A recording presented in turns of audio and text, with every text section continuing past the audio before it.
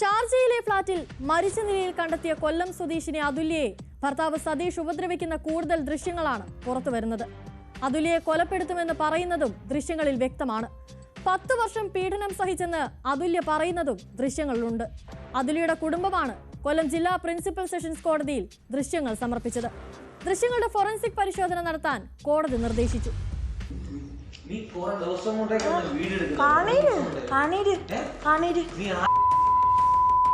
എന്റെ ദേഹത്ത് നിങ്ങൾ തൊട്ട് കഴിഞ്ഞ ഞാൻ ഇവിടെ ബഹളം വെക്കും.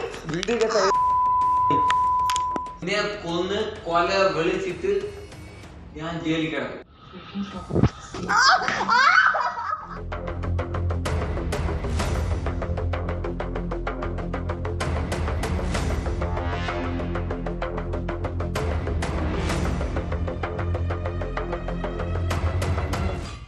അതുല്യയെ ഭർത്താവ് സതീഷ് ശങ്കർ ഉപദ്രവിക്കുന്നതും ചീത്ത വിളിക്കുന്നതുമാണ് ദൃശ്യങ്ങളിൽ. അതുല്യയെ കൊല്ലുമെന്ന് ഭീഷണിപ്പെടുത്തുന്നത് ദൃശ്യങ്ങളിൽ വ്യക്തമാണ്. മദ്യലഹരിയിലാണ് സതീഷ് സംസാരിക്കുന്നത്.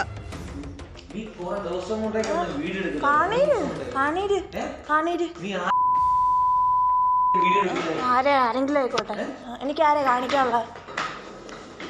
എന്റെ ദേഹത്ത് നിങ്ങൾ തൊട്ട് കഴിഞ്ഞ ഞാൻ ഇവിടെ ബഹളം വെക്കും. നിന്നെ ഞാൻ എവിടെയും വിടില്ല. കുത്തിമലർത്തി ജയിലിൽ പോയി കിടക്കും. ഞാനില്ലാതെ നിനക്ക് ജീവിക്കാനാകില്ല. ജീവിക്കാൻ സമ്മതിക്കില്ല. കൊട്ടേഷൻ നൽകിയാണെങ്കിലും നിന്നെ കൊല്ലും. അതിന് എന്റെ 1 മാസത്തെ ശമ്പളം പോലും വേണ്ട എന്നും സതീഷ് പറയുന്നു. ജീവിക്കുവാണെങ്കിൽ അന്തസ്സല്ല, നിന്നെ വിടത്തില്ല. എന്റെ കൂടെ ജീവിക്കുവാണെങ്കിൽ ജീവിക്കും, അല്ലെങ്കിൽ ഇതുകൂടെ തീർന്നു. നീ ഷാർജയിലും പോകത്തില്ല, അത് ഞാനാ പറഞ്ഞത്. നീ ഇവിടുന്ന് പോകുന്നതിന് നീ ഇവിടുന്ന് പോയാലും എന്നെ കുത്തി കൊന്നിട്ടേ ഞാൻ അടങ്ങത്തുള്ളൂ. സതീഷ പറഞ്ഞു, നീ എവിടെ പോകും? നിന്നെ കൊന്ന് കൊല വിളിച്ചിട്ട് ഞാൻ ജയിലിൽ കിടക്കും. എനിക്ക് ജയിലിൽ കിടക്കാൻ ഞാൻ സ്വയം നിർത്തിച്ചത്. ഫോണിൽ എല്ലാം റെക്കോർഡ് ചെയ്യുന്നുവെന്ന് മനസ്സിലായ സതീഷ് അതുല്യക്കരികിലേക്ക് പാഞ്ഞു വരുന്നതും ഉപദ്രവിക്കുന്നതും ദൃശ്യങ്ങളിലുണ്ട്.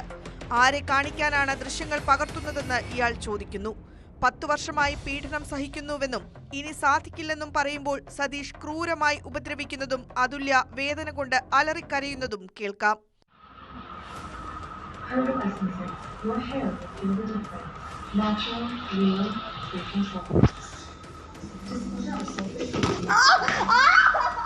അതുല്യയുടെ കുടുംബമാണ് കൊല്ലം ജില്ലാ പ്രിൻസിപ്പൽ സെഷൻസ് കോടതിയിൽ ദൃശ്യങ്ങൾ സമർപ്പിച്ചത്.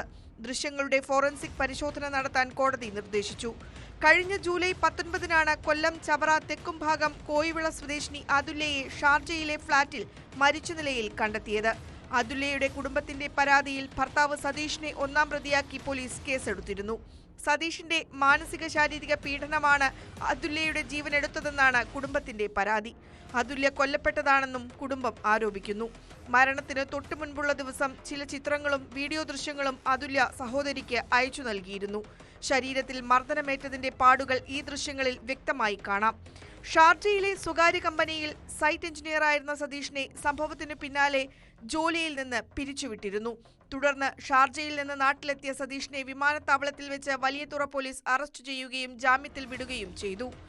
വിവാഹം കഴിഞ്ഞതു മുതൽ ഇരുവരും തമ്മിൽ വഴക്ക് പതിവായിരുന്നെന്നാണ് അതുല്യയുടെ ബന്ധുക്കൾ പോലീസിന് കൊടുത്തിരിക്കുന്ന മൊഴി.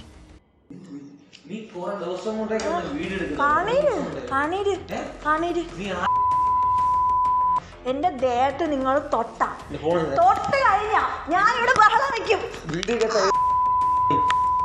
നിന്നെ കൊന്ന് കൊല വിളിച്ചിട്ട് ഞാൻ ജയിലിൽ കിടക്കും.